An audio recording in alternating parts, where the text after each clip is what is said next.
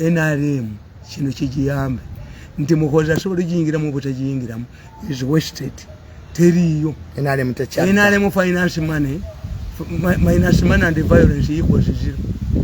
NRM nga teyina sente na violence tebaawo.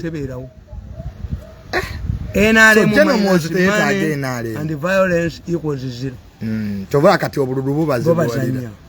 2 nti tebayina direction.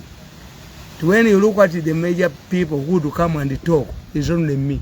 Why? Me, I know the direction. Museveni are creating a 3 spheres of influence. The Bazukuru who would be funded sufficiently. Nti akomewo. Agambe nga Nyerere. Nyerere abantu bayiwa mu luguudo ne bakola kinaga nti ngenze. Kubanga yateekawo omulalu.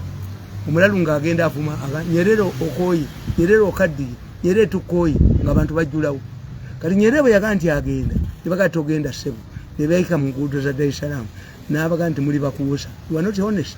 Mugende omulalu anvuma buli kaseera. Mbalage video. Nemuwuliriza. Let me go so that I supervise you when I'm still alive.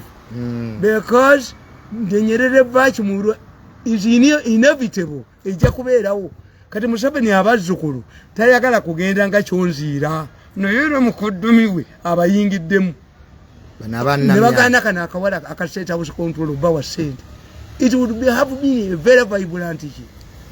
So bana muzei tova ku main nabo bayina okubeerawo. Very easy people. Ne team MK naye yina okubeerawo. Bana bagamba nti mwe kimutamanyi. Fwe mu Baganda omuzukulu nga gwengo owasa. Mama bajja ba mama ne basimba mu mulyango. Ogwo mu kisenge nti bagana mujja wabo okuyingira ki? Omalaba wa sente.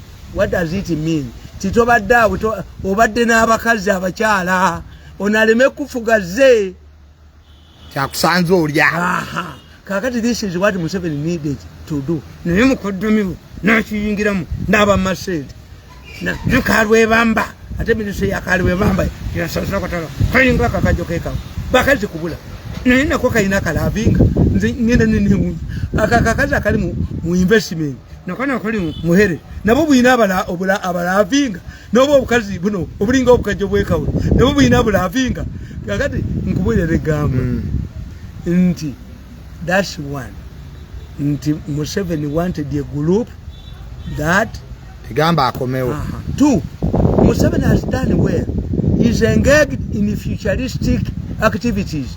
Abemengo mbayise abataka mazimbire ekizimbe is the future. Aisha cabinet is the future because he doesn't want to suffer Eremudaka president. Kasa attention inashufutinga kumukozi taina kyajja kukola.